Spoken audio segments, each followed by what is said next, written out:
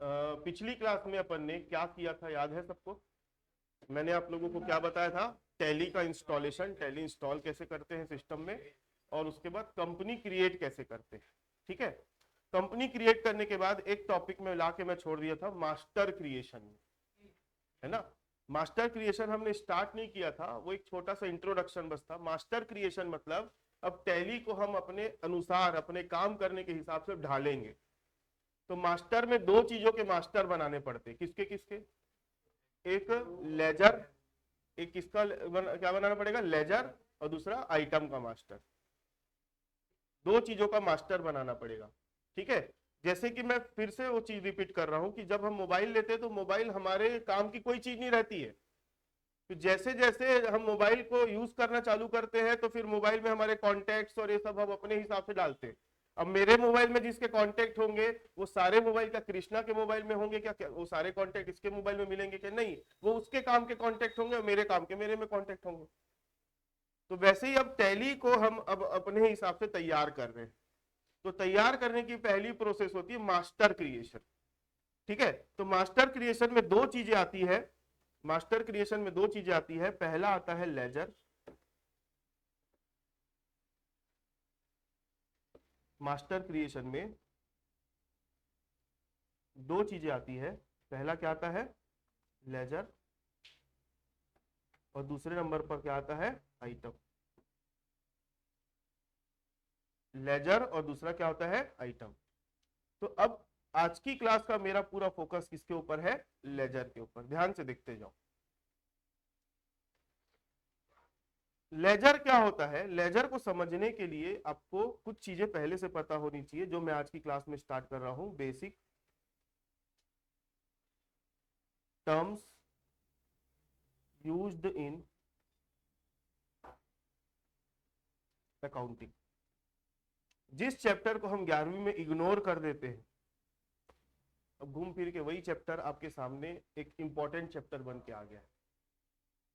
मैं आप लोगों से, जो कॉमर्स के बच्चे भी है ना, कुछ ऐसे ऐसे नाम पूछूंगा जिसका मतलब आप लोग सुने तो होंगे नाम, लेकिन मतलब नहीं पता। समझे मेरी बात, मैं क्या बोलना चाह रहा हूँ? आप बता सकते हो मधु, कॉन्टिंजेंट लायबिलिटी मतलब क्या होता है? आप बता सकते हो? मतलब नाम तो सब सुने हम, लेकिन हमको उसका मतलब नहीं पता। ठीक है, तो मेरा बोलने का मतलब है, ये चैप्टर है ना 11वीं में पढ़ाया जाता है बच्चों को जो कॉमर्स लेते हैं अकाउंट में, और ये चैप्टर बच्चा छोड़ के आ जाता है। ठीक है, लेकिन ये चैप्टर आप लोगों के लिए कितना इंपॉर्टेंट है, क्योंकि इस चीज का अगर आपको नॉलेज नहीं होगा तो आप क्या नहीं बना पाओगे? लेजर नहीं बना पाओगे, और लेजर नहीं बना पाओगे तो अकाउंटिंग नहीं कर पाओगे, फिर भूल जाओ टैली। आगे बढ़े।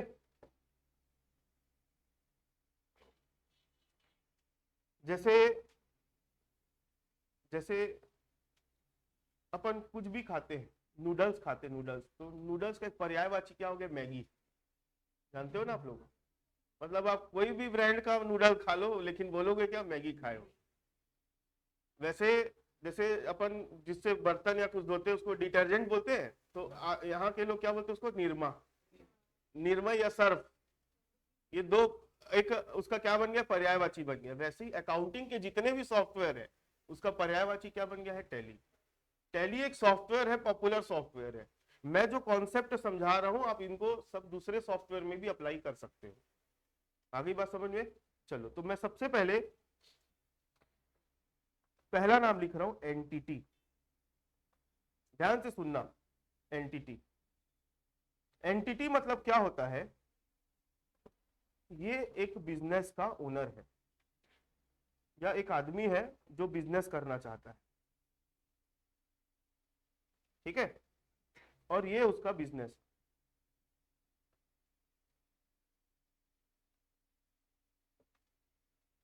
तो एंटिटी क्या बोलता है? एंटिटी कॉन्सेप्ट क्या बोलता है कि जब भी आप अकाउंटिंग करोगे ना, तो आप बिजनेस को और बिजनेस के ओनर को, दोनों को अलग अलग पर्सन मान के चलोगे, और आप अपने आप को ओनर मान के काम नहीं करोगे। आप कौन हो?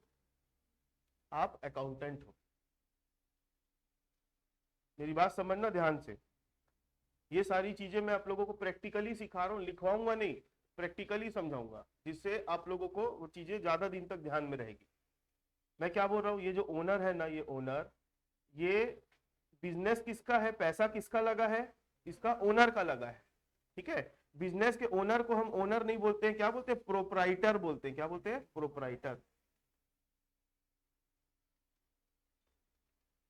तो इसको हम बिजनेस का पार्ट नहीं मानते, ये बिजनेस से क्या होता है, एक अलग अस्तित्व रख के चलता है।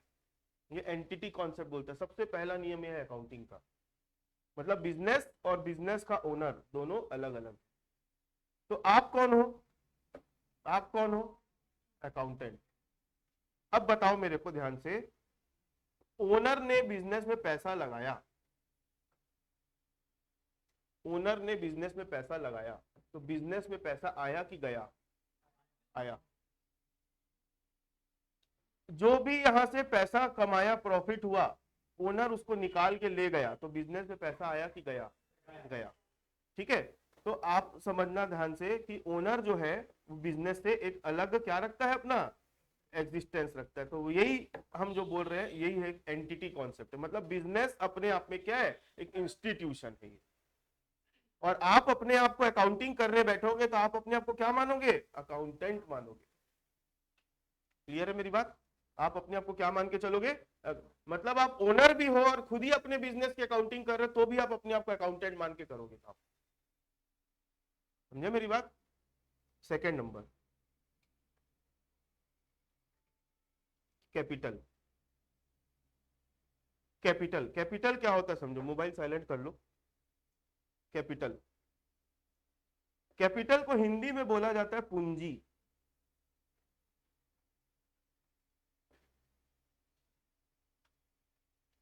ये बिजनेस है।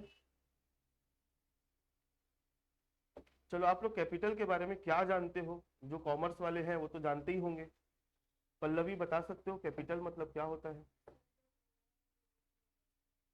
ओनर अपने बिजनेस में इन्वेस्ट करता है, उसको क्या बोलते हैं, कैपिटल। तो ओनर अपने बिजनेस में क्या इन्वेस्ट करता है, पैसा इन्वेस्ट करता है। पैसा, प्रॉपर्टी, एसेट। तो जैसा कि मैंने बताया, ओनर एक अलग अलग है और उसका बिजनेस क्या है, अलग है। अब बिजनेस करना है तो ओनर अपने घर से यहाँ पर क्या लगाया होगा, पैसा लगाया होगा। मान लो 10 लाख रुपए लगाया, मान लो क्या लगाया, 10 लाख रुपए लगाया, तो बिजनेस में पैसा आया। ओनर जो है ना, अपना बिजनेस कर रहा है, अपनी खुद की ही बिल्डिंग में करता है। अब बिल्डिंग में रहने का काम नहीं कर रहा है, वो क्या कर रहा है, वहां पे अपना बिजनेस चला रहा है। तो ओनर ने अपने नाम से जो बिल्डिंग थी वो भी किसके नाम से कर दी, अपने बिजनेस के नाम से कर दी। ओनर के पास कुछ गुड्स रखा था, कुछ स्टॉक रखा था, जिसमें वो डील करता है, स्टॉक रखा था, तो वो स्टॉक भी लेकर आ गया। ठीक है, ये बिल्डिंग थी, मान लो 10 लाख की, स्टॉक था मान लो 5 लाख रुपए का। ओनर के घर में कुछ फर्नीचर रखे थे, अब उसके घर में काम नहीं आ रहे हैं, तो अपने बिजनेस में यूज कर ले रहा है उसको। तो ओनर यहाँ पर 2 लाख रुपए का क्या लेके आ गया, फर्नीचर। तो हम हमेशा जो देखते हैं ना, हम हमेशा देखते हैं कि इसने पैसा कितना लगाया उसी को कैपिटल मानते हैं, ऐसा नहीं है। ओनर ने जितना जितना जो कुछ भी लगाया है अपने बिजनेस में, चाहे वो रुपये के फॉर्म में हो, चाहे अदर देन रुपये के फॉर्म में हो, वो सब चीज को मिला करके कैपिटल बोलते हैं।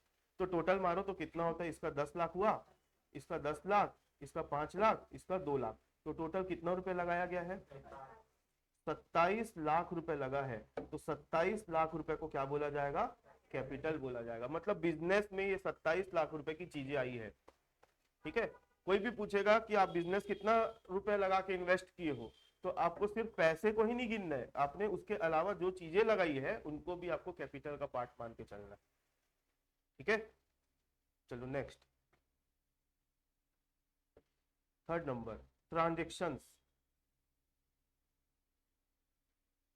ट्रांजेक्शंस, ट्रांजेक्शंस का मतलब मैं पहले भी बता चुका हूं और अभी फिर से बता रहा हूं। ये हमारा बिजनेस है, बिजनेस में होने वाली जितनी भी एक्टिविटीज, बिजनेस में होने वाली जितनी भी एक्टिविटीज, गतिविधियां, एक्टिविटीज, जिनके कारण हमारे बिजनेस में या तो पैसा आता है या तो जाता है, हो सकता है पैसा आए या ना जाए, जरूरी नहीं पैसा आना और जाना, लेकिन हम उसको पैसे के फॉर्म में माप सकते हैं। मापना मतलब समझते हो, मेजर करना। ऐसी कोई भी एक्टिविटी जिसको हम पैसे के फॉर्म में मेजर कर सकते हैं, उन सभी चीजों को हम क्या बोलते हैं? ट्रांजैक्शन, जिसको हिंदी में बोलते हैं लेन देन।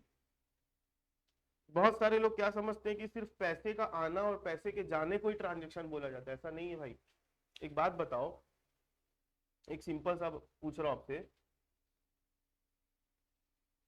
ये फर्नीचर है, जब इसको लिया था तब 5,000 का था, आज के डेट में ये कितने का हो गया है? 3,000 का। तो कितना रुपए कम हो गया इसका? 2,000 कम हो गया। तो किसी भी एसेट की वैल्यू में कमी आती है, उसको हम एक नाम देते हैं, क्या बोलते हैं उसको? डेप्रिसिएशन। तो इस डेप्रिसिएशन लगने से क्या मेरे बिजनेस से 2,000 गया? नहीं गया। कहाँ गया? पैसा कम हुआ है। तो क्या मेरे जेब से निकल के पैसा कहीं गया क्या? फर्नीचर की वैल्यू कम हो गई ना, 2,000 रुपए मेरे यहां से गया थोड़ी, लेकिन हम उसको मनी के फॉर्म में मेजर कर पा रहे हैं, तो ये भी ट्रांजैक्शन है। मतलब ट्रांजैक्शन का मतलब पैसे का आना और पैसे का जाना ही नहीं होता है। ठीक है। अब सिंपल सी बात है, आप बिजनेस कर रहे हो, आपके आपके दुकान में एक आदमी आया, 10,000 रुपए का कपड़ा उधारी खरीद के लेके गया, उधारी खरीद के लेके गया, तो कपड़ा तो गया आपके बिजनेस से, क्या पैसा आया? पैसा नहीं आया। तो वो भी क्या कहलाएगा? ट्रांजैक्शन कहलाएगा। लेकिन आप मेजर कर पा रहे हो कि नहीं 10,000 का उधारी बेचे करके। अब फ्यूचर में जब वो 10,000 रुपए देगा तो वो एक अलग ट्रांजैक्शन बनेगा। तो हम कोई भी एक्टिविटी जो बिजनेस में हो रही है, जिसको मनी के फॉर्म में मेजर कर सकते हैं, उन सभी एक्टिविटीज को क्या बोलते हैं? ट्रांजैक्शंस बोलते हैं। तो मैंने आपको पहली क्लास में होमवर्क दिया था, याद है? तो किए हो? 50 ट्रांजैक्शन और 10 इवेंट का नाम लिखना है। कितना बना? दिखाओ। ऐसे रैंडमली 2-4 कॉपी दिखा दो आप लोगों ने क्या लिखा है।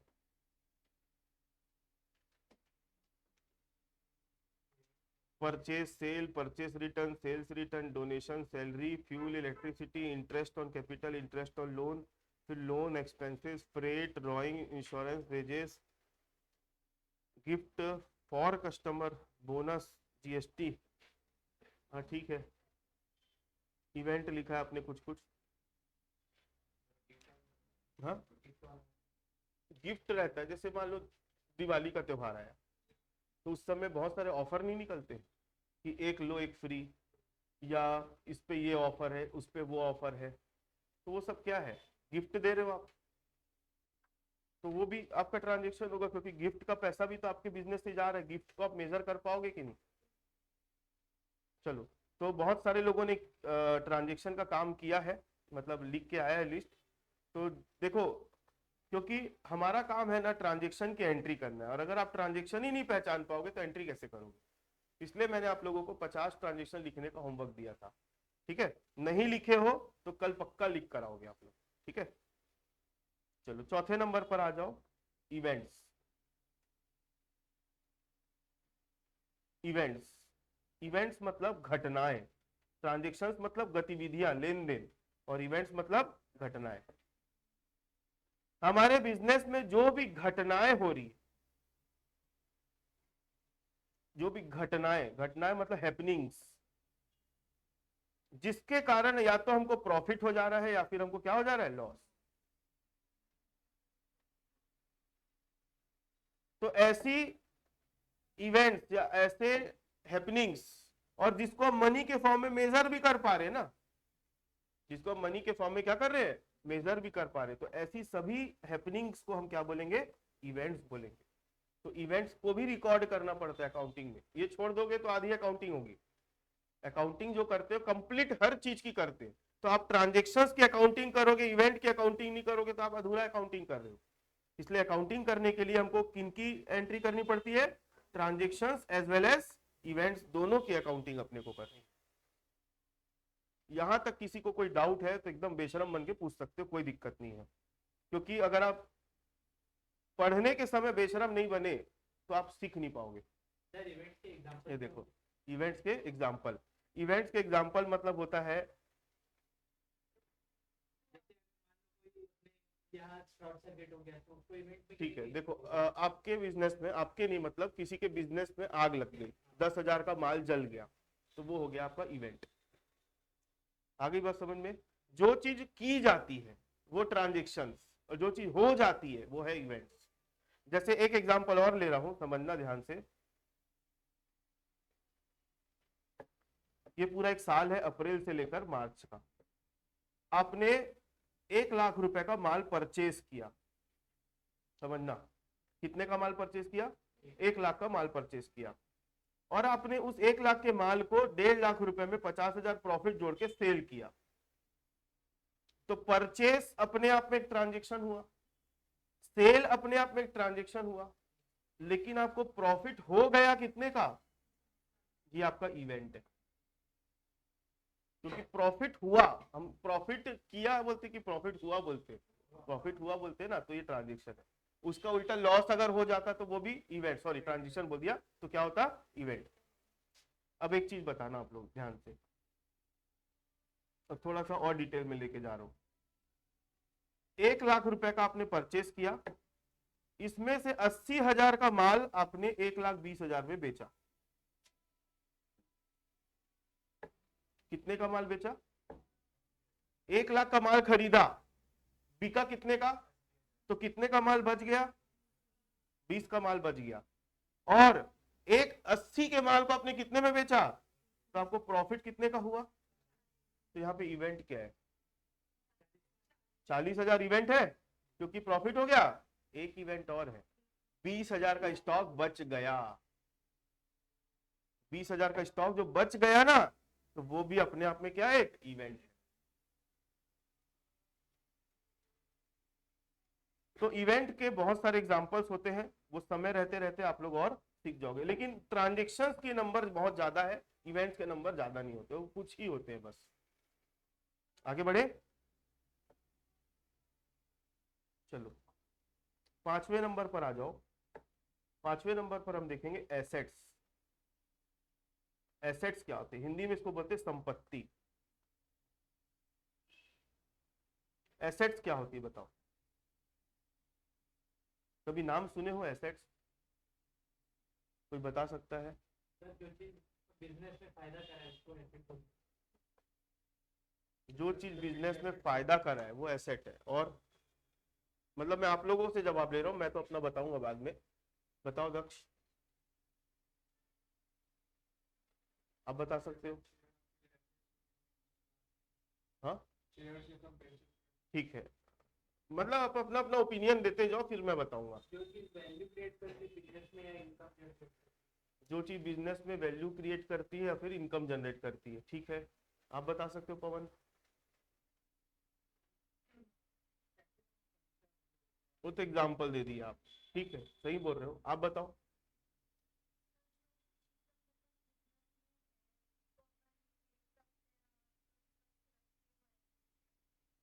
ठीक है, ठीक बोल रहे हो आप। पूर्वांशी, बिजनेस में यूज हो सकती है, आप बता सकते हो? ठीक है, आप एग्जाम्पल दिए। आप? मनी एसेट नहीं है ना। आप बताओ कृष्णा।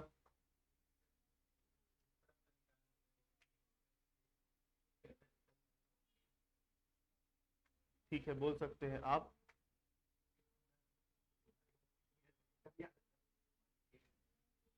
आप बता सकते हो एसेट्स?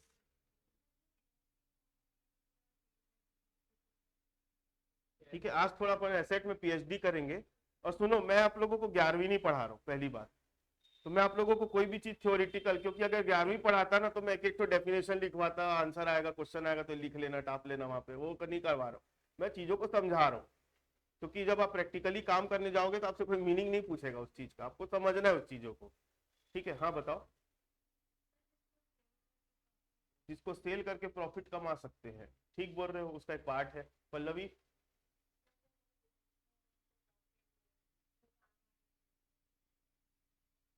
ठीक बोल रहे हो आप।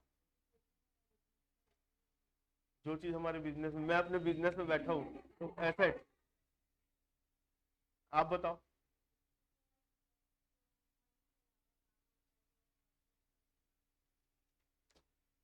ठीक है, मैं बताऊंगा अपना। ऑनलाइन वालों, आप लोग बता सकते हो एसेट मतलब क्या?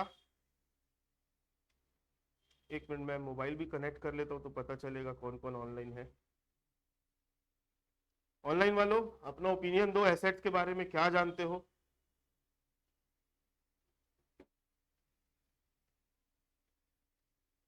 अरे कुछ तो बोलो, सो गए क्या?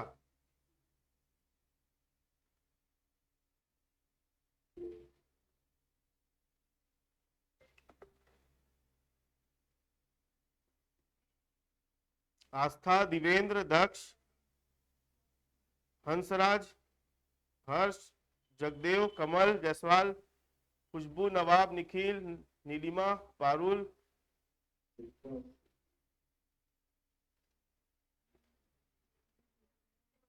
चलो ठीक है, शर्मा रहे हैं मतलब ऑनलाइन वाले। हाँ बोलो। कोई भी ऐसी चीज जिसको बेच के बिजनेस को है तो हाँ बिजनेस में काम सुनो मेरी बात, अब इधर इधर हमारे बिजनेस में ना, मतलब मेरा सोचने का तरीका देखना, आप खुद ही बता दोगे कि एसेट्स मतलब क्या है। ठीक है, जैसे आप लोगों ने कुछ एग्जांपल दिए, फर्नीचर वर्नीचर, ये मोबाइल अब टूट जाएगा आपका, तो क्या करोगे? लाइव तो बैठे हो ना आप। सुनो, हमारे बिजनेस में दो चीजें होती है। एक होती है सोर्स ऑफ फंड, और दूसरा होता है एप्लीकेशन ऑफ फंड।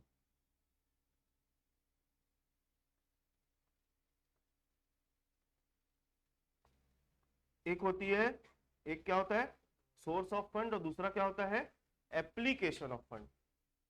ध्यान से समझना, सोर्स ऑफ फंड मतलब वो पैसा हमारे पास से कहां से आ रहा है। सोर्स ऑफ फंड मतलब वो पैसा कहां से आ रहा है। और एप्लीकेशन ऑफ फंड मतलब वो पैसा हमारा कहाँ लग रहा है, या हमारा पैसा कहाँ जमा है। तो जहां जहां पर हमारा पैसा लगा है, जहां जहां पर हमारा पैसा जमा है, लगा है और जमा है, या वो चीज हमारे लिए पैसा ही क्यों ना हो, तो सारी चीजें हमारे लिए क्या है, एसेट। अब इसकी लंबी लिस्ट में बना के बता सकता हूं। जैसे फॉर एग्जांपल, मैं घर से जब ये कोचिंग स्टार्ट किया था तो घर से 5 लाख रुपए लेके आया था। तो 5 लाख लेके आया तो मेरे लिए सोर्स ऑफ फंड हुआ। ठीक है, वो 5 लाख, अब मैं कौन हूँ, बिजनेस का ओनर हूँ। तो 5 लाख रुपए मैंने लाया तो ये मेरे लिए क्या है, कैपिटल हुई। अभी बताया था कि बिजनेस का ओनर बिजनेस में जो पैसा लगाता है उसको क्या बोलते हैं, कैपिटल। तो 5 लाख रुपए मैं घर से लेकर आया था। अब ये 5 लाख रुपए के ला के रख दूंगा, फिर गेट बंद करके चले जाऊंगा, कल 10 लाख हो जाएगा, अपने आप बढ़ेगा। ऐसा ही बिजनेस कर रहा हूं मैं, 25 दिन में डबल। ठीक है, तो ये 5 लाख रुपए को मैं क्या करूंगा बताओ आप लोग, अपना बिजनेस करने के लिए इस पैसे को मैं अप्लाई करूंगा। क्या करूंगा, अप्लाई। कहां कहां अप्लाई करूंगा? अब इस 5 लाख रुपए के मैं मान लो 1 लाख रुपए का कुछ एसेट्स खरीदूंगा। एसेट्स मतलब जैसे फर्नीचर खरीदा है ना, जो जो मेरे जरूरत की चीजें वो सब खरीदूंगा, जिनकी यूज करके मैं लोगों को सर्विस दे पाऊंगा। अब हिसाब लगा सकते हो कि ये कोचिंग है तो मैंने क्या क्या एसेट खरीदी होगी। ये ऑनलाइन क्लास का सेटअप, ये पर्दा भी मेरे लिए एसेट है। ऑनलाइन वालों को ये पर्दा नहीं दिख रहा होगा, हरे कलर का पर्दा है ये। ठीक है, ये टेबल जिसमें आप लोग बैठे हो, ये चेयर है, ये पंखा है, वो कूलर है। ठीक है, ये सारी चीजें क्या है, एसेट है। ये सारी चीजें मिल के एक तरीके से आप लोगों को सर्विस दे रही है। उसके बाद मेरा पैसा और कहाँ लगा है, जैसे हमारे बच्चों को मैं ऐप की सर्विस देता हूँ, रिकॉर्डेड क्लास वगैरह रहती है, तो हमारा ऐप में भी पैसा लगा है कि नहीं, तो ऐप भी हमारा एसेट है। और कहाँ पैसा लगा है, मान लो मैं कोई चीज में डील करता हूँ, तो मान लो कोई चीज में डील करता हूँ, मान लो कपड़े की दुकान है, तो मैं कपड़ा बेचने के लिए खरीदूंगा, तो कपड़े का जो स्टॉक पड़ा रहेगा मेरे पास, वो भी मेरे लिए क्या है, एसेट है। अब मैंने लोगों को उधारी दे दिया है, 1 लाख रुपए का मैंने क्या कर दिया, 1 लाख रुपए का मैंने क्या कर दिया, उधार दे दिया। तो उधार दे दिया है मैंने किसी को 1 लाख रुपए, मतलब मेरा पैसा किसी के पास जमा है। मेरा पैसा किसी के पास जमा है, मतलब ये इसमें से ही तो गया है वो, तो वो भी मेरे लिए एसेट है। मेरे पास नकदी 50,000 रुपए पड़ा है,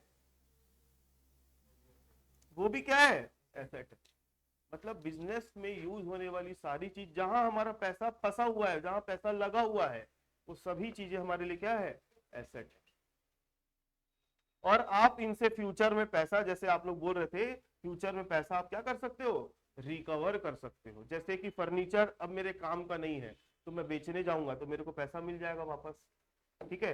ऐप कुछ कुछ चीजें ऐसी भी होती है जिसका वैल्यू उतना नहीं आता। अब ये ऐप मान लो मैं नहीं चला रहा हूँ, तो ऐप में ऐसा फंक्शन है कि मैं ऐप दूसरे को बेच सकता हूँ, दूसरा चला लेगा, तो जितना पैसा लेना रहेगा मैं ले लूंगा उससे। तो एसेट्स का मतलब समझ में आया आप लोगों को? एसेट्स मतलब जहां जहां हमारा पैसा लगा हुआ है उसको हम क्या बोलते हैं, एसेट्स, ठीक है। और जहां जहां से हमारे बिजनेस में पैसा आ रहा है उसको हम क्या बोलते हैं, सोर्स ऑफ फंड। तो अभी लायबिलिटी पढ़ाऊंगा तब इसके बारे में बताऊंगा। तो अभी हम बात किसकी कर रहे हैं, एप्लीकेशन ऑफ फंड, मतलब जहां जहां हमारा पैसा अप्लाई हुआ है ना। अब आगे, एसेट्स बेसिकली है ना दो टाइप के होते हैं। एसेट्स कितने टाइप के होते हैं, दो टाइप के। एक होता है फिक्स्ड एसेट,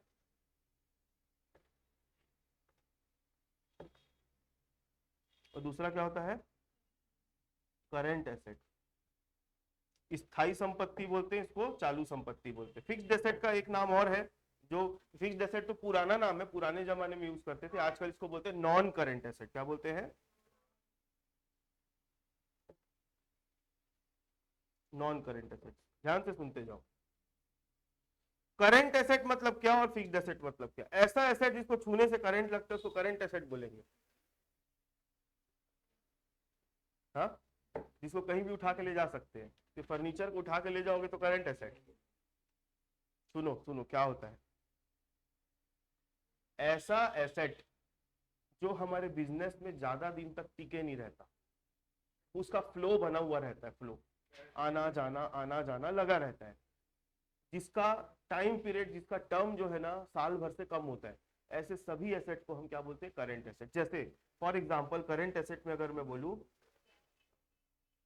लेस देन कितना मंथ, 12 मंथ, तो इसके अंदर सबसे पहले हमारे पास आता है स्टॉक।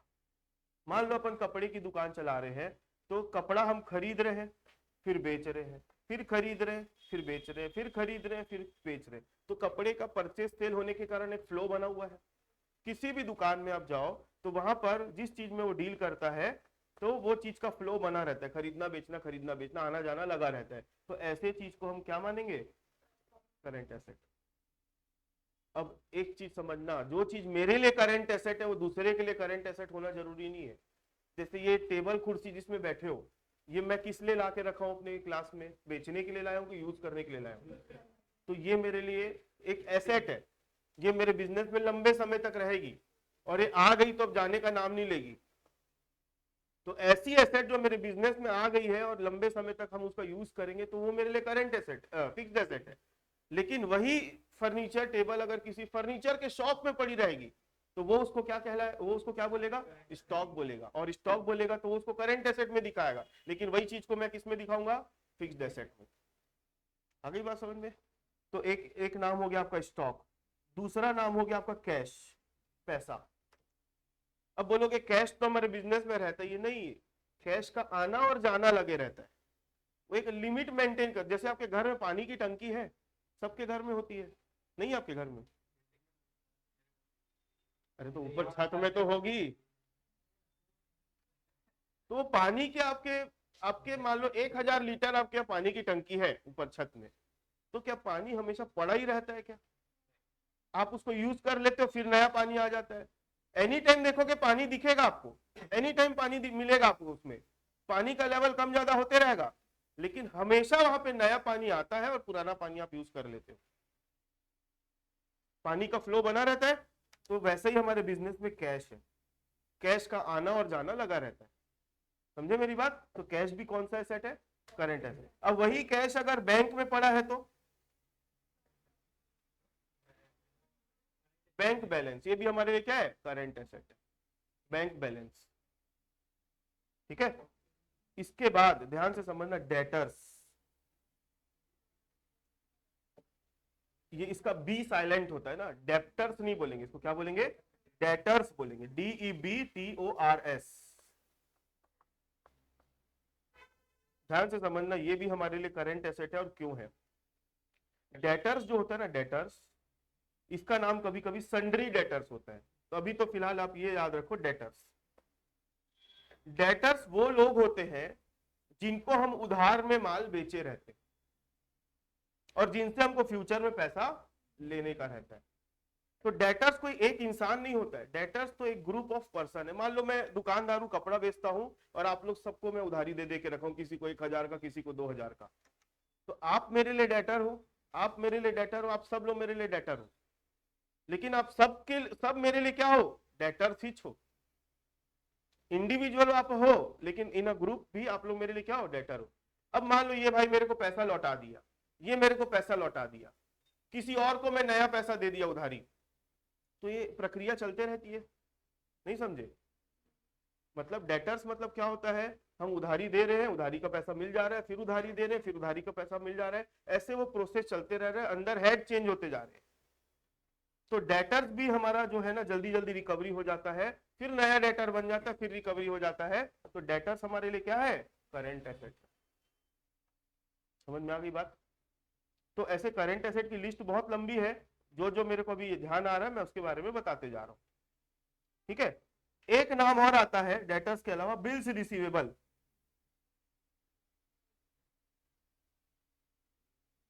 इसको शॉर्ट फॉर्म में क्या बोलते हैं? बीआर। अब बिल्स रिसीवेबल क्या होता है जानते हो? बिल्स रिसीवेबल मतलब कोई बता सकता है? बिल्स रिसीवेबल मतलब क्या होता है? बताओ सूर्या। हाँ, अभी मैंने दो नाम बताया, एक तो नाम बताया डेटर जिससे हमको उधारी लेना रहता है, और एक होता है बिल्स रिसीवेबल। देखो क्या होता है बिल्स रिसीवेबल का मतलब समझना।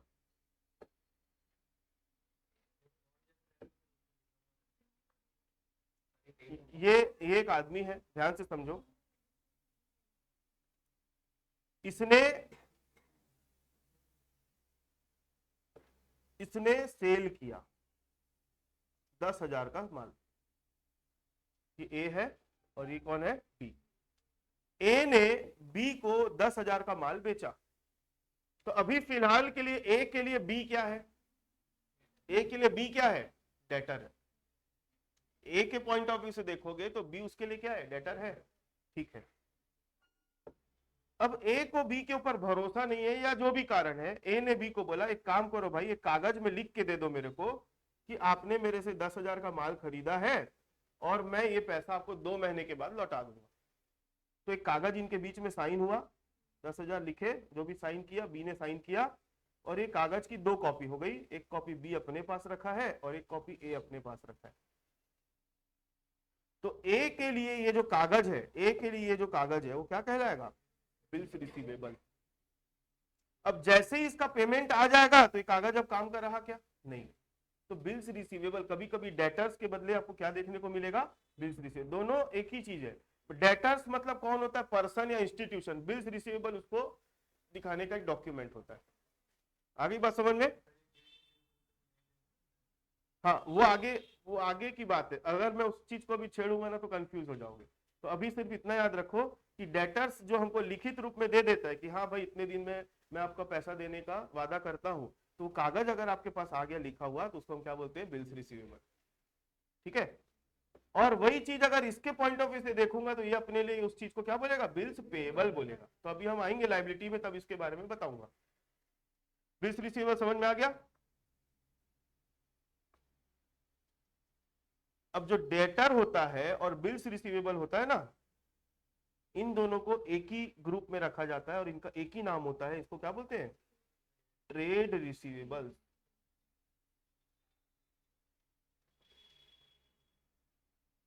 क्या बोलते हैं इसको? मतलब ट्रेड रिसीवेबल अगर मैं बोल दिया, अगर मैं क्या बोल दिया? ट्रेड रिसीवेबल, तो trade receivable includes debtors and bills receivable both. इसके अंदर दोनों आता है। डेटर बोलो तो डेटर अपने आप में खुद, बिल्स रिसीवेबल बोलो तो बिल्स रिसीवेबल अपने आप में खुद। क्लियर है?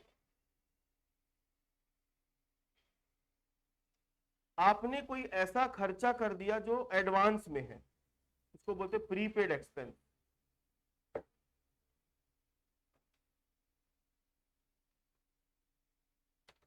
ऐसा कोई खर्चा जो आप एडवांस में करके बैठ गए हो, उसको हम क्या बोलते हैं?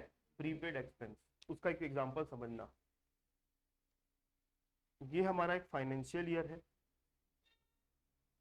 जो अप्रैल से चालू होता है और कब खत्म होता है, मार्च में। और फाइनेंशियल ईयर एक के बाद एक के बाद एक लगे रहता है। अभी हम अकाउंटिंग कर रहे हैं इस वाले फाइनेंशियल ईयर की, मान लो ये 2024-25 है, और इसके आगे वाला साल कौन सा है, 2025-26। हमने आज 1 जुलाई को एक इंश्योरेंस करवाया। इंश्योरेंस का है का स्टॉक का इंश्योरेंस करवा दिया। इंश्योरेंस की वैल्यू थी कितने रुपए की, इंश्योरेंस का प्रीमियम पटाना पड़ता है, 12,000 रुपए पटाए।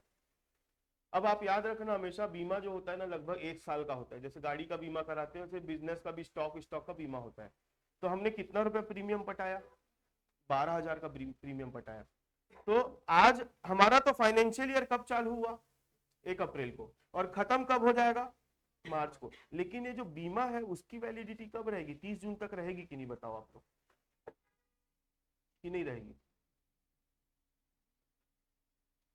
ये जो बीमा आपने कराया इसकी वैलिडिटी कब तक रहेगी, 30 जून तक रहेगी। नहीं समझ आ रहा है। हमने, हमारा फाइनेंशियल ईयर ये है, हम अकाउंटिंग कब से कब तक की कर रहे हैं, इस पीरियड की अकाउंटिंग कर रहे हैं। लेकिन हम बीमा कब करवाए, 1 जुलाई में करवाए। अब 1 जुलाई को बीमा करवाए, तो 1 जुलाई में बीमा करवाए तो टोटल हम आज कितना पैसा खर्चा करके बैठ गए, 12,000। लेकिन ये 12,000 क्या पूरा इस साल को बिलोंग करता है, नहीं। इस साल को बिलोंग कितना करता है, इस साल का बनता है 9 महीने का, और अगला वाला बनता है कितने, अगले साल के लिए कितना जा रहा है, 3 महीना। तो आप इसको तोड़ो 2 टुकड़ा में, तो इधर का कितना आएगा, 9,000 आएगा, इधर का कितना आएगा, 3,000 आएगा। तो 9,000 और 3,000 है ना, जिसमें से 12,000 खर्चा इस साल हुआ है, लेकिन 9,000 इस साल का है, 3,000 हम एडवांस में देके बैठ गए हैं। तो ये 3,000 को हम क्या बोलेंगे मालूम है, प्रीपेड एक्सपेंस। किए तो इस साल है खर्चा, लेकिन इसका बिलोंग कौन से साल को करता है, ये अगले साल को। तो 3,000 रुपए हमारे लिए क्या है, प्रीपेड एक्सपेंस। तो प्रीपेड एक्सपेंस हमारे लिए क्या होता है, करंट एसेट होता है।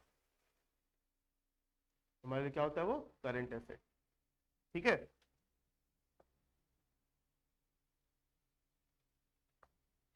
तो ये कुछ एग्जांपल्स है करंट एसेट के।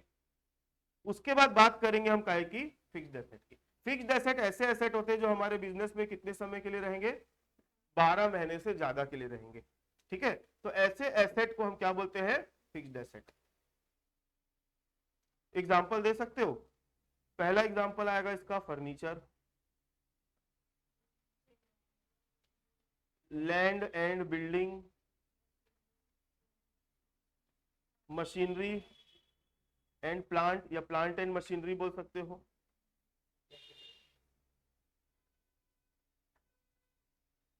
फिक्सचर्स, फिक्सचर के बाद कंप्यूटर,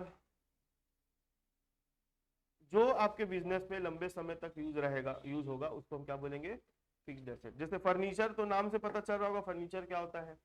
लैंड बिल्डिंग भी समझ जा रहे हो। प्लांट और मशीनरी में क्या डिफरेंस होता है, मेरे को बता सकते हो। हम इन जनरल तो प्लांट मशीनरी बोल देते हैं, प्लांट में और मशीनरी में क्या फर्क है।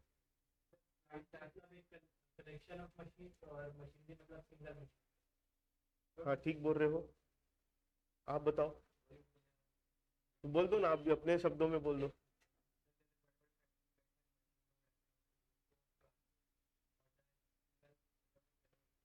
छोटा पीस रहता है उसको मशीन बोल देते। ठीक है। मशीनरी मतलब सिंगल कोई डिवाइस, जैसे फॉर एग्जांपल, हाँ क्या बताओ। नहीं, फॉर एग्जांपल मैं बोल रहा हूँ। जैसे आप लोग है ना, मोटर जानते हो, मोटर, जैसे पंखा है, पंखा, पंखा मशीन है कि प्लांट है। अब वो 3 इडियट वाले उसमें मत चले जाना ना फिर। पंखा क्या है, मशीन है, तो क्यों, सिंगल अपने आप में ऑपरेट कर रहा है। आप लोग राइस मिल देखे हो, राइस मिल कैसी रहती है, राइस मिल, हाँ, राइस मिल जो होती है वो कोई सिंगल मशीन नहीं होती है। कहीं पे मोटर लगा है, कहीं पे कन्वेयर बेल्ट लगा है, कहीं पे बॉयलर लगा है, कहीं पे पॉलिशर लगा है, कहीं पे धुआं निकालने वाली मशीन लगी है ना, एग्जॉस्ट बोलते हैं। मतलब बहुत सारी मशीन आपस में इंटीग्रेट होके एक काम कर रही है, एक यूनिट बन जाता है जहाँ पे बहुत सारी मशीन मिलकर एक काम कर रही है, उसको प्लांट बोलते हैं। तो सिंगल मशीन मतलब है मशीन, मोटर अपने आप में एक मशीन है, मोटर, लेकिन बहुत सारे मोटर को हम इकट्ठा कर दिए और वो मिलकर एक काम कर रही है, तो उसको हम क्या बोलेंगे, प्लांट बोलेंगे। जैसे ये जो है क्लास जिससे ले रहा हूँ उसके सेटअप को मैं प्लांट बोलूंगा कि मशीन बोलूंगा, प्लांट बोलूंगा। क्यों? क्योंकि ये कैमरा अलग काम कर रहा है, ये कंप्यूटर अलग काम कर रहा है, टैब अलग काम कर रहा है, ये टीवी अलग काम कर रही है, पर्दा भी प्लांट का ही पार्ट है। ठीक है, ये प्लांट मतलब बहुत सारी मशीनें मिलकर के एक काम कर रही है ना। चलो आगे बढ़े। उसके बाद फिक्सचर्स। फिक्सचर्स मतलब क्या होता है? फिक्सचर्स, फिक्सचर्स एंड फिटिंग्स बोलते हैं इसको, फिक्सचर्स एंड फिटिंग्स। जैसे पार्टीशन दिख रहा है आप लोगों को, इसको मैं फर्नीचर बोलूंगा, ये फिक्सचर्स है। ये पार्टीशन जो करवाया हुआ है वो मेरे लिए एसेट है, यहाँ पे भी मेरा पैसा लगा है, तो मेरे लिए क्या है? Fixtures and fitting. कंप्यूटर तो आप लोग जानते हो, मतलब ऐसी कोई भी चीज जो हमारे बिजनेस में 12 महीने से ज्यादा रहेगी, जिसका यूज करके हम बिजनेस की सर्विसेज देते हैं, उसको हम क्या बोलेंगे? Fixed assets. ठीक है।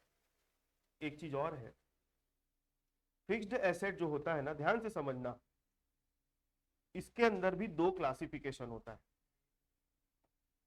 अभी जो मैंने आप लोगों को बताया वो सब था क्या? टेंजिबल था। क्या था? टेंजिबल। ध्यान से समझना, अभी जो मैंने सारी चीजें बताई वो क्या है? सब टेंजिबल। टेंजिबल मतलब इन सब चीज को आप छू सकते हो, देख सकते हो। और एक होती है इनटेंजिबल। इनटेंजिबल मतलब वो चीजें हमारे बिजनेस में होती है और हमारे बिजनेस को फायदा पहुंचा रही है, लेकिन हम देख नहीं सकते, उसको छू नहीं सकते, लेकिन वो बिजनेस में एग्जिस्ट करती है। जैसे फॉर एग्जांपल ये जो मैं देख रहा हूँ, ये जो है मेरे सामने, ये क्या है? कंप्यूटर है, लेकिन इसके अंदर काम क्या कर रहा है? कंप्यूटर का सॉफ्टवेयर काम कर रहा है। तो वो सब मेरे लिए क्या है? इनटेंजिबल। तो कंप्यूटर का सॉफ्टवेयर, हाँ बता रहा हूँ, कंप्यूटर का सॉफ्टवेयर मेरे लिए क्या है? एसेट है। इसकी यूज करके मैं सर्विस दे पा रहा हूँ, यहाँ पे मेरा पैसा लगा हुआ है ना। लेकिन इसको मैं छू सकता हूँ क्या? ये तो मैं छू रहा हूँ तो स्क्रीन को छू रहा हूँ, सॉफ्टवेयर को कोई छू सकता है क्या? नहीं। सॉफ्टवेयर क्या होता है मालूम है? 0 और 1 की कोडिंग ही सॉफ्टवेयर होती है बस, उससे ऊपर सॉफ्टवेयर कुछ नहीं है। 0 और 1 का ही कोड का अलग अलग कॉम्बिनेशन मिलके सॉफ्टवेयर बनता है। गलत बोलो भाई मनन। ठीक है, आगे। गुडविल। गुडविल जिसको हिंदी में बोलते हैं ख्याति, ये भी हमारे लिए एक इनटेंजिबल एसेट है। गुडविल मतलब क्या होता है जानते हो? क्या होता है गुडविल? समोसा खाए हो कभी? कल ही तो खाए थे बोलोगे। तो समोसा जैसे ही नाम लूंगा मैं, तो आपको कहाँ का समोसा याद आता है? उसकी अपनी गुडविल है। समोसा कहाँ का आपको पसंद है? मतलब समोसा का नाम लिए मतलब आपको वहां का समोसा, वो दुकान दिख जाती है, तो वो उसकी गुडविल है जो आपको अपने तरफ खींच रही है। बिजनेस का अच्छा नाम जो बिजनेस के मालिक के द्वारा किए गए अच्छे काम के द्वारा कमाया जाता है, उसको बोलते हैं गुडविल। आगे बात समझ में? और गुडविल हमारे लिए कौन सी एसेट होती है? इंटेंजिबल एसेट होती है। और गुडविल जो है दो टाइप की होती है भाई, एक होती है सेल्फ जनरेटेड और एक होती है परचेज्ड। सेल्फ जनरेटेड गुडविल को कभी भी बुक्स ऑफ अकाउंट में नहीं दिखाया जाता, बैलेंस शीट वगैरह में कहीं नहीं दिखेगी, लेकिन परचेज्ड गुडविल है वो दिखती है। जैसे परचेज्ड गुडविल कैसे होती समझना। अब मैंने बहुत मेहनत किया, जीसीए का पूरा नाम हो गया पूरे छत्तीसगढ़ में। अब मेरे को 2-3 शहरों से ऑफर आ रहा है कि सर हम आपके नाम से कोचिंग खोलना चाहते हैं, जीसीए लगाएंगे, पढ़ाएंगे हम, लेकिन सिर्फ हम आपकी ब्रांडिंग करेंगे, जिससे बच्चे नाम देख के हमारे यहाँ पढ़ने आएंगे। तो मैंने उसको फ्रेंचाइजी दे दी। फ्रेंचाइजी दे दी मतलब वो मेरे गुडविल का यूज कर रहा है, तो मैं उससे कुछ पैसा चार्ज करूंगा। तो वो गुडविल को खरीदा है, तो उसके लिए कौन सी गुडविल कहलाएगी? Purchased goodwill. और अगर वो खुद मेहनत करके बनाता, जैसे मैंने जीसीए का नाम खुद मेहनत करके बनाया है, तो वो क्या है? Self generated. मैं इस चीज को अपने बैलेंस शीट में नहीं दिखा सकता, लेकिन इसकी वैल्यू है।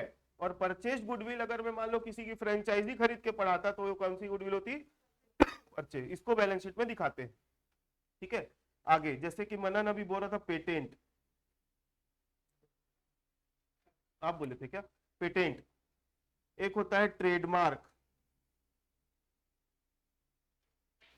एक होता है कॉपीराइट, एक होता है नो हाउ। ठीक है, ये सारी चीजें हमारे लिए इनटेंजिबल एसेट और हमारे बिजनेस में एग्जिस्ट करती है। जैसे सॉफ्टवेयर के बारे में बता दिया, गुडविल के बारे में बता दिया, patent, trademark, copyright, know how, इनके बारे में सुने हो कभी आप लोग? जैसे मैंने कोई चीज का आविष्कार कर दिया, कोई चीज का मैंने क्या किया? आविष्कार कर दिया। आविष्कार मतलब डिस्कवरी करी। अब उस चीज को कोई कॉपी ना कर ले तो मैं उसका क्या करा दूंगा? पेटेंट करवा दूंगा। और उसको कॉपी कर, अगर कोई करना चाहता भी तो मेरी परमिशन के बिना नहीं कर सकता। तो मैंने क्या किया है? उसका पेटेंट करा लिया। ठीक है, तो वो मेरे लिए क्या बन गया? वो मेरे लिए क्या बन गया? एक इंटेंजिबल एसेट।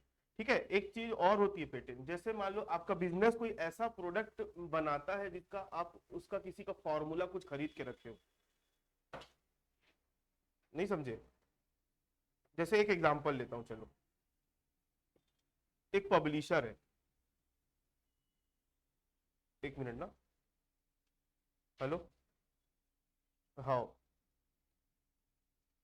मान लो एक पब्लिशर है, तो पब्लिशर जो है बुक छापने का काम होता है और मार्केट में बेचने का काम होता है, समझते हो ना इस चीज को? और एक होता है ऑथर, कोई भी बुक उठा लो, ऑथर अलग दिखेगा, पब्लिशर अलग दिखेगा आपको। एक होता है कौन? ऑथर, और एक होता है पब्लिशर। हम अभी बात किसकी कर रहे हैं? पब्लिशर के पॉइंट ऑफ व्यू से बात कर रहे हैं। तो ऑथर का काम होता है बुक लिखना, बुक के कंटेंट को तैयार करना। तो ऑथर क्या करेगा? पब्लिशर को परमिशन देगा कि आप मेरे बुक की 10,000 कॉपी प्रिंट करके छाप करके मार्केट में बेच सकते हो, पब्लिश कर सकते हो। तो पब्लिशर जितनी बुक छापेगा उसके बदले इसको क्या करेगा? पेमेंट करेगा रॉयल्टी का। तो बुक ऑथर ने क्या करा के रखा है? अभी इस चीज का कॉपीराइट करा के रखा होगा। क्या करा के रखा होगा? तो कॉपीराइट कराने में खर्चा लगता है। तो कॉपीराइट जो है हमारे लिए क्या है? Intangible asset. कॉपीराइट हमारे लिए क्या है? Intangible asset. अगर बुक नहीं है तो कॉपीराइट किसका किसका होता है? कॉपीराइट किसका होता है? मूवीज वगैरह का कॉपीराइट होता है, ठीक है, बुक्स का कॉपीराइट होता है, वीडियो का, गाने का, बहुत सारी चीजों का कॉपीराइट होता है। और वैसे ही पेटेंट जो होता है ना, पेटेंट वो किसी चीज का आपने इन्वेंशन किया है तो उस चीज का पेटेंट होता है। ट्रेडमार्क मतलब कोई यूनिक नेम है, जैसे अभी क्लास का मैंने ट्रेडमार्क का रजिस्ट्रेशन करा के रखा है जीसीए के नाम से, जीसीए टीचिंग सिंप्लीफाइड। अब इस चीज का अगर कोई कॉपी करेगा तो मैंने इसका ट्रेडमार्क रजिस्ट्रेशन करा के रखा है, इस नाम को कोई दूसरा यूज नहीं कर सकता। ठीक है, आगे एक होता है नो हाउ। नो हाउ का मतलब क्या होता है? नाम सुनो कभी नो हाउ? अभी मैं फाइनल ईयर के टाइम पे बताया होगा आप लोगों को। किसी चीज को काम करने की प्रोसेस को हम बोलते हैं नो हाउ। जैसे मैं आप लोगों को टैली चलाना सिखा रहा हूं तो एक प्रकार के आपको प्रोसेस सिखा रहा हूं, तो वो नो हाउ है। आपको खेती करना सीखना है तो खेती के एक दिन का काम होता है क्या? नहीं, आपको पूरा प्रोसेस सीखना पड़ेगा, तो वो एक प्रकार से नो हाउ है। मतलब किसी काम को करने की प्रोसेस को सीखना मतलब नो हाउ। और उसको अगर आपने सीखने के लिए कुछ पे किया है तो वो आपके लिए क्या कहलाएगा? वो इंटेंजिबल एसेट। तो जैसे मैं अभी ऑनलाइन क्लास ले रहा हूँ तो ये क्लास में 3 काम एक साथ हो रहा है, रिकॉर्ड भी हो रही है क्लास, ऑनलाइन वाले बच्चे भी देख रहे हैं और आप लोग यहाँ पर भी ऑफलाइन भी बैठ पा रहे हो। तो ये काम हर टीचर को नहीं आता है। मैं ऐसा नहीं बोल रहा सभी टीचर को नहीं आता, हर टीचर को नहीं आता बोलो। मतलब बहुत सारे टीचर लोगों ने मेरे को बोला है कि सर ये सिस्टम हमको बताओ कैसे करते हैं। तो अगर मैं उसको बता के कुछ चार्ज ले लेता हूं तो टीचर के लिए वो नो हाउ कहलाएगा, लेकिन खरीदा हुआ नो हाउ है। और ये सिस्टम जो है मैंने खुद से जनरेट किया, मैंने खुद सीखा है, तो मेरे लिए कौन सा नो हाउ हो गया? वो सेल्फ जनरेटेड। अभी बात समझ में? तो ये कुछ आपके इंटेंजिबल एसेट्स है। तो हम अभी क्या पढ़ रहे हैं? एसेट्स का क्लासिफिकेशन। एसेट कितने टाइप के होते हैं? 2 टाइप के, एक होता है आपका फिक्स्ड एसेट और दूसरा क्या होता है? Current asset. ठीक है, फिक्स्ड एसेट 2 टाइप के होते हैं, टेंजिबल और intangible. Current asset, fixed asset हमारे बिजनेस में कितने समय के लिए रहेंगे? 12 महीने से ज्यादा के लिए रह सकते हैं, और करेंट एसेट 12 महीने से कम के लिए रहेंगे, उस चीज का आना जाना लगे रहता है। इसके बाद बात करेंगे हम लाइबिलिटीज की। बोर हो रहे हो क्या? नहीं बोर हो रहे हो तो मैं बोल रहा था जा सकते हो आप करके।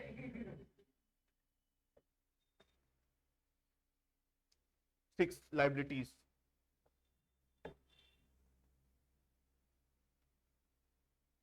लाइबिलिटीज का मतलब होता है दायित्व।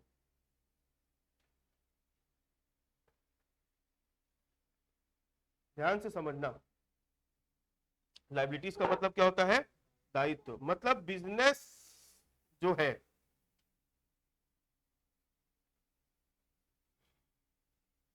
ये बिजनेस जो है इसमें लाइबिलिटी दो टाइप की होती है। एक होती है इंटरनल लाइबिलिटी और दूसरी होती है एक्सटर्नल।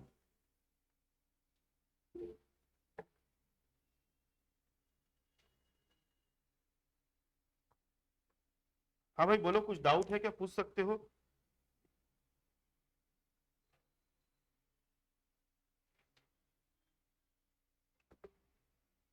कुछ डाउट है?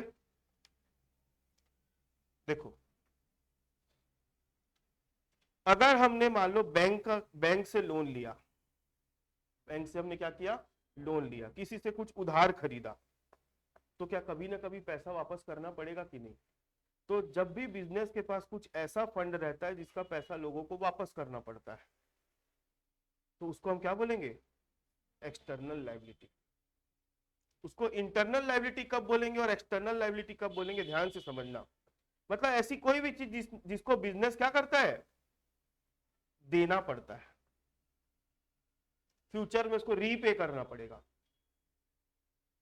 जैसे आपने बैंक से लोन लिया, किसी से उधार में कुछ खरीद लिया, तो वो क्या आपके लिए? लाइबिलिटी है, लाइबिलिटी। ठीक है। अब ध्यान से देखो, मैंने अभी आप लोगों को आज की क्लास जब स्टार्ट किया तो एक चीज बताया था कि बिजनेस का ओनर और बिजनेस दोनों अलग अलग चीजें होती है। तो जो बिजनेस का ओनर बिजनेस में क्या लगाता है? कैपिटल लगाता है। बिजनेस में क्या लगा है? कैपिटल लगाया है। तो बिजनेस के लिए वो कैपिटल एक लाइबिलिटी है। किसके टुवर्ड्स वो लाइबिलिटी है? बिजनेस के ओनर के टुवर्ड्स वो लाइबिलिटी। बैंक से लोन लिया, तो लोन का पैसा लिया तो पैसा बिजनेस में आया, तो कभी ना कभी वापस करना पड़ेगा, तो वो लाइबिलिटी भी है किसके प्रति? बैंक के प्रति। लेकिन यहां पर फर्क क्या है? ओनर जो है ना, वो बिजनेस के अंदर का आदमी है और बैंक जो है वो बिजनेस के बाहर का पर्सन है। तो ऐसी लाइबिलिटी जिसमें बाहरी व्यक्ति को कुछ रीपे करना पड़ता है, तो ऐसी लाइबिलिटी को हम क्या बोलेंगे? External liability. और जिसको बिजनेस के अंदर के लोगों को पेमेंट करना रहता है उसको क्या बोलेंगे? Internal liability. ठीक है। तो आप मतलब लाइबिलिटी मतलब सीधी सी बात है कि आपने किसी से कुछ उधार लिया और उसको अपने को फ्यूचर में वापस रीपे करना पड़ेगा।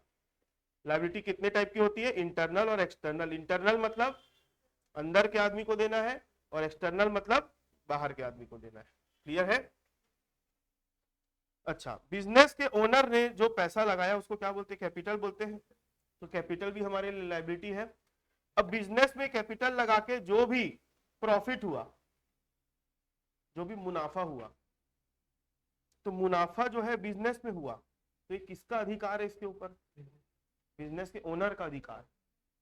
तो ये जो प्रॉफिट है वो भी एक प्रकार की लाइबिलिटी है। वो कौन रख लेगा? ओनर रख लेगा। अब वो ओनर डिसाइड करेगा कि इस प्रॉफिट को बिजनेस में ही रहने देना है कि निकाल के घर ले जाना है। नहीं समझे? तो इसलिए आप लोग याद करना, जिसको नहीं पता कोई दिक्कत नहीं है। आप लोग याद है जब बैलेंस शीट बनाते थे तो कैपिटल में हम प्रॉफिट को जोड़ देते थे, क्योंकि कैपिटल क्या होता था? पैसा लगाया हुआ, और प्रॉफिट क्या है? पैसा कमाया हुआ। तो दोनों पर अधिकार किसका है? बिजनेस के ओनर का है। तो प्रॉफिट भी एक प्रकार की लाइबिलिटी होती है, इंटरनल लाइबिलिटी होती है। ठीक है। चलो, ये हो गया हमारा एसेट्स और लाइबिलिटीज। यहां तक किसी को कोई डाउट है तो बताओ। ये पीडीएफ जो भी मैं लिखवा रहा हूं ये मैं आप लोगों से शेयर कर दूंगा। ठीक है, क्योंकि अगर ये नहीं समझोगे ना तो आप लोगों को आगे मैं मास्टर क्रिएशन समझाऊंगा टैली में, तो वो समझ में नहीं आएगा आप लोगों को। तो ये बेसिक चीज है, कल की क्लास और चलेगी इसमें पूरी। उसके हाँ, अब इसके बाद के जो टॉपिक है ना, छोटे छोटे हैं, 2-2 मिनट में खत्म होने वाले टॉपिक है। ठीक है, तो अभी 10 मिनट की क्लास बोलोगे तो और ले लेता हूँ। और जिसको लग रहा है तुरंत निकल सकते हो, जा सकते हो। बताऊं? चाय मैं मंगवाऊं आपके लिए? पूर्वांशी चाय, चाय नहीं पीते? हाँ,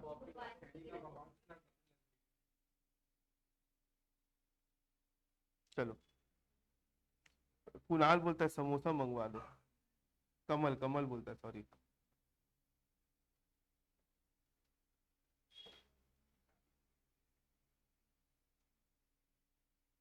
चलो देखो कितने नंबर में है, छठवां, सातवां। परचेस, परचेस, परचेस को हिंदी में बोलते हैं क्रय। परचेस मतलब क्या होता है?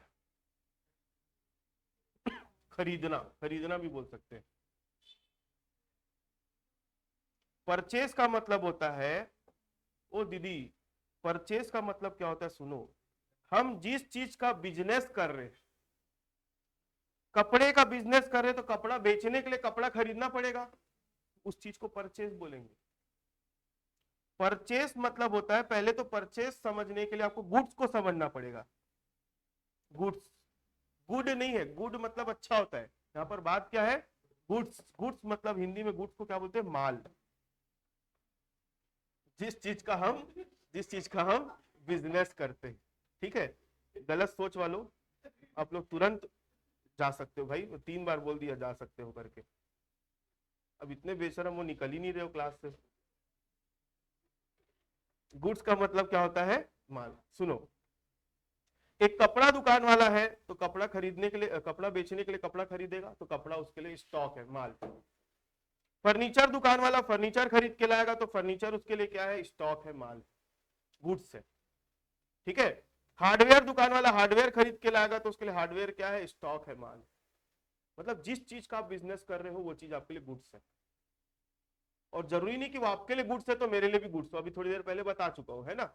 तो गुड्स, जब भी कोई बिजनेस में क्या खरीदा जाएगा, गुड्स खरीदा जाएगा, क्या खरीदा जाएगा, तो उस गुड्स के खरीदने को हम क्या बोलेंगे, परचेज बोलेंगे, ठीक है।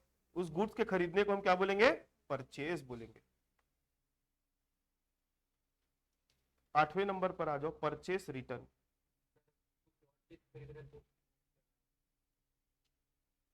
अगर आप गुड्स के अलावा और कुछ खरीदते हो, एसेट्स खरीदते हो, तो उस केस में हम उसको परचेस नहीं बोल सकते, उसको हम परचेस वर्ड में क्लासिफाई नहीं करेंगे। हम केवल माल के खरीदने को, गुड्स के खरीदने को ही परचेस बोलते हैं। क्लियर है मेरी बात? उसके बाद बात करेंगे परचेस रिटर्न की। आप खरीदे गुड्स, कुछ कारण से आप उसको नहीं रख रहे हो, अब वापस करना पड़ रहा है, तो उसको हम क्या बोलेंगे, परचेस रिटर्न। मतलब गुड्स की वापसी करना, गुड्स की क्या करना, वापसी करना।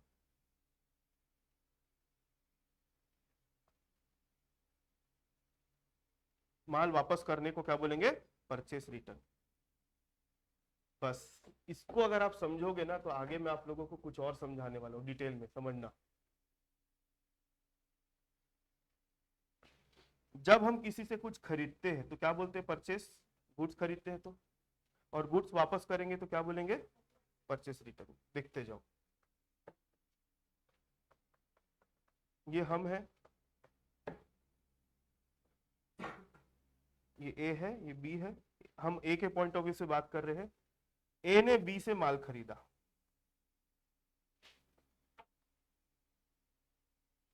ठीक है। ए ने बी से क्या किया, माल खरीदा। कितने का खरीदा, मान लो 10,000 का। इसमें से 2,000 का माल क्या कर दिया, वापस कर दिया।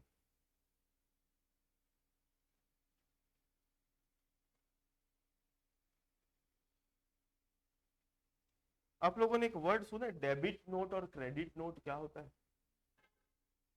नहीं सुने हो? कभी नाम सुनो, डेबिट नोट और क्रेडिट नोट। जैसे ए जब है ना, ए जब बी से माल खरीदेगा, ए जब बी से माल खरीदेगा, तो अभी आप लोगों को डेबिट क्रेडिट के बारे में पता नहीं है, इसलिए ना मेरे को ऐसा लग रहा है कि ये है ना, ये टॉपिक अभी छेड़ना सही नहीं है मेरे हिसाब से।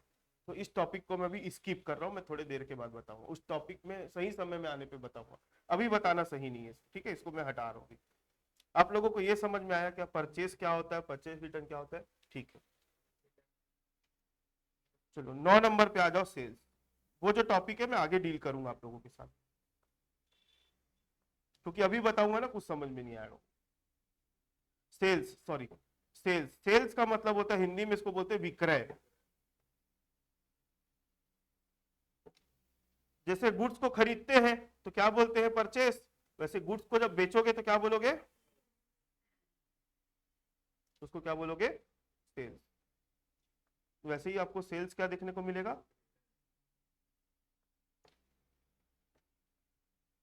Sales return. सेल्स रिटर्न मतलब